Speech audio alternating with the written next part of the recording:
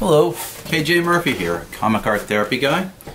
Thought I would talk about what EMDR is. EMDR stands for eye movement desensitization and reprocessing. Now it sounds really long-winded. I'm going to try to break it down. I thought maybe I would do a two-part video. Depending on how long this one is, I still might, but I think I'm going to try to talk about this. So this video might be a little bit longer. Hope you can hang in there with me. I do have some stuff to share. Usually when you decide EMDR is treatment for you, someone has been diagnosed or thinks they might have trauma-related symptoms. So if I had to explain trauma, how it's explained through EMDR training is there's this adaptive information processing. But we all have this natural process to deal with any experiences. Memories get stored in memory networks.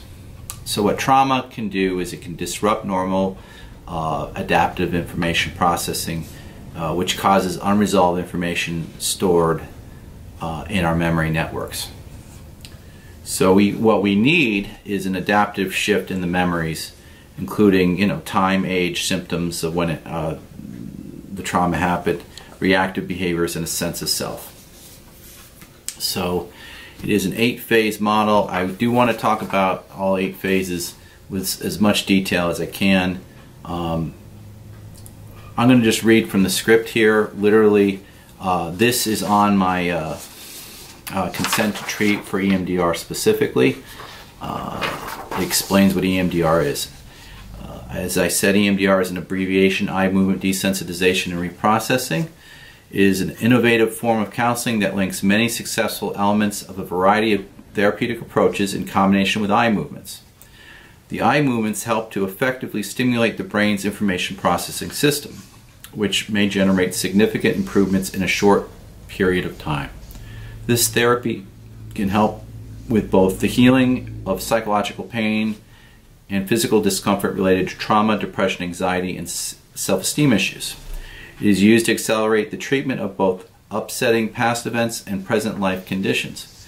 Francine Shapiro developed EMDR in 1987, and to date over 100,000 mental health therapists in 52 countries have been trained. So I am one of those 100,000 mental health therapists. Started about 5 years ago at a former agency. There was an opportunity to take training 1 and training 2.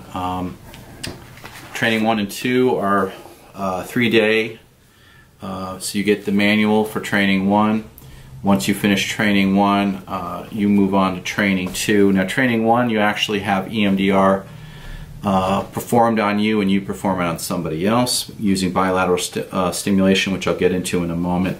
I also took the Part 2 training. These are old manuals. They have new manuals with updated information, but essentially a lot of the information is still the same.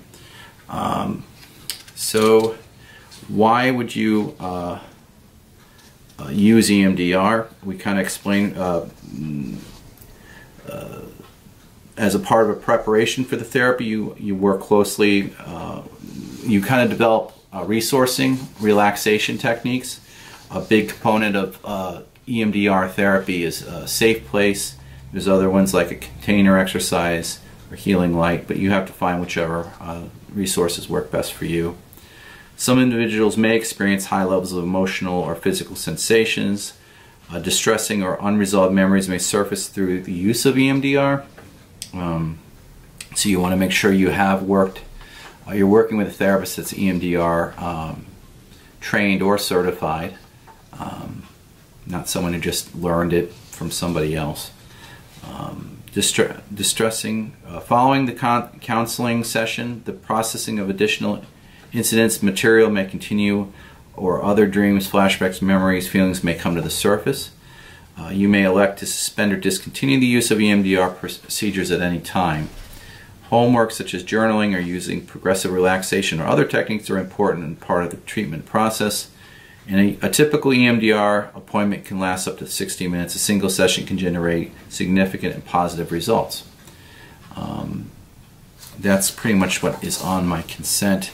So usually when we first meet somebody and we're assessing if they're appropriate for the model, we have some inventory. So I have like a Beck anxiety inventory here, and I also have a Penn State worry questionnaire, and these are just basically used to kind of rate how high someone's depression or anxiety is, if that will help establish if they're able to utilize EMDR.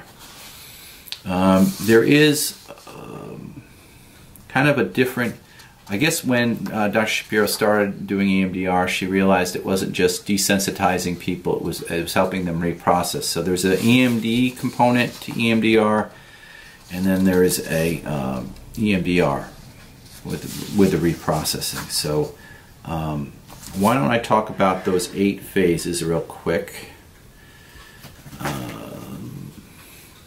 So phase 1 is more or less figuring out if a client is appropriate for EMDR therapy, understanding the trauma history, the developmental attachment history, getting information like from the desensitization worksheet inventories, capacity to regulate and capacity for emotional regulation, distress tolerance. So that's kind of more or less phase 1. Phase 2 is more of a about the relationship, explaining EMDR. And at any point, again, stop means stop. If somebody's uncomfortable, they just have to say they want to stop. Being a mindful observer, safe place, and other strategies for clients.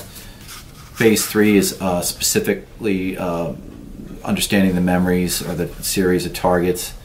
And that has 7 components to it.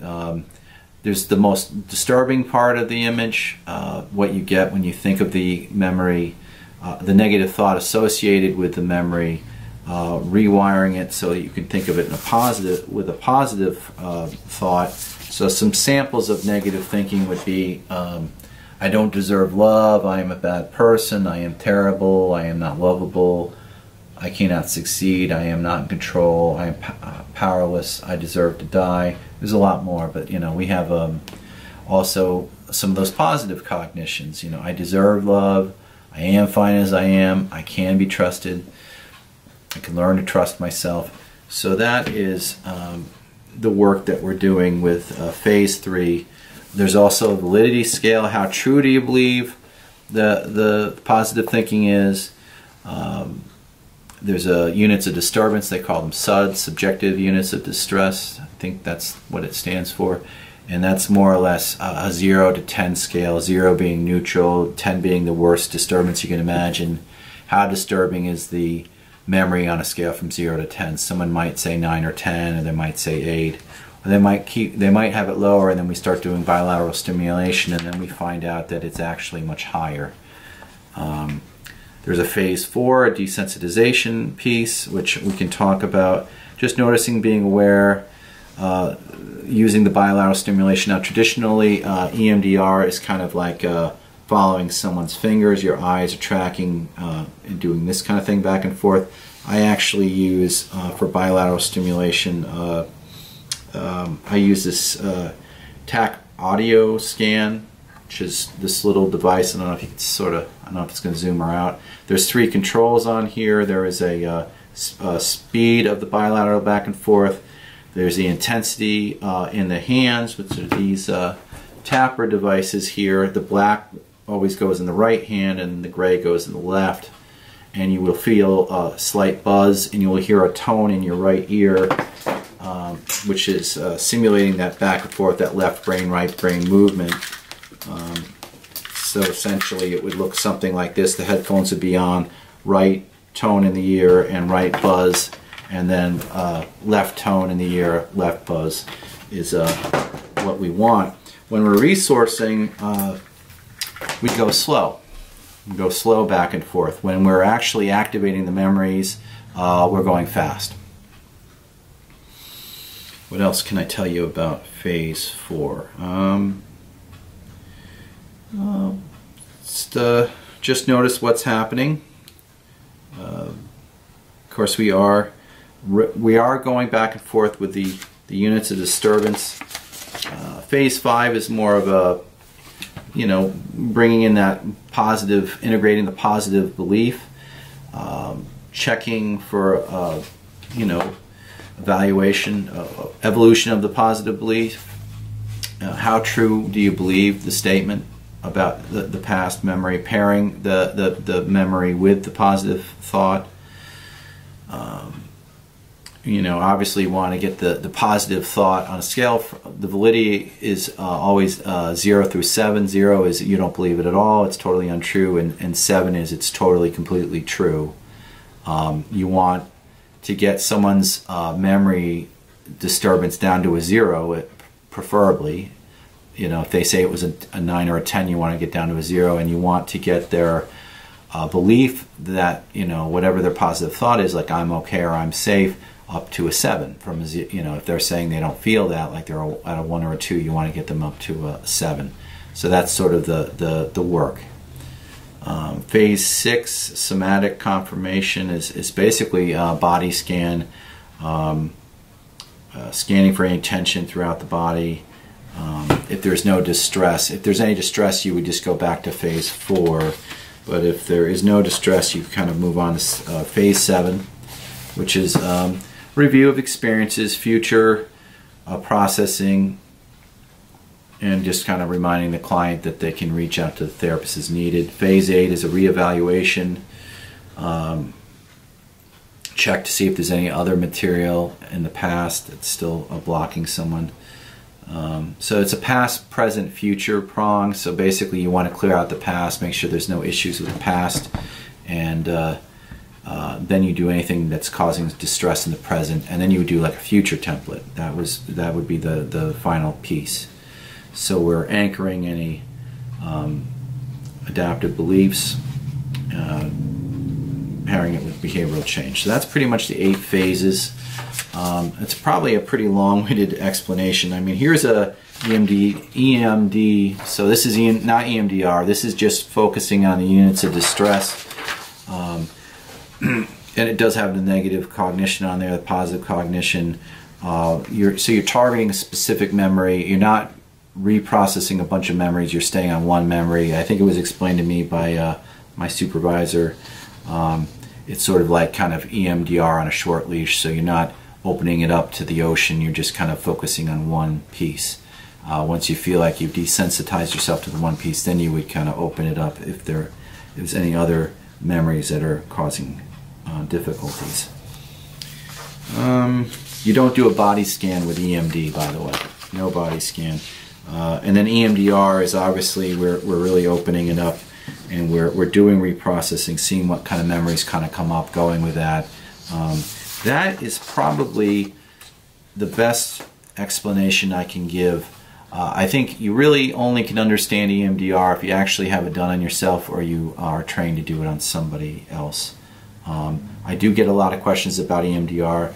I am by no means an expert. There are some really wonderful trainers where I'm from that I've learned a lot from. I think with any modality, it's not a one-size-fits-all. You have to decide if it works for you. There are people that use EMDR for a lot of different things. I'm using it specifically just to do the trauma work. There are other trauma models, which, you know, today I'm not going to be talking about any other models other than EMDR. Feel free to comment, or if you like the video, please do so.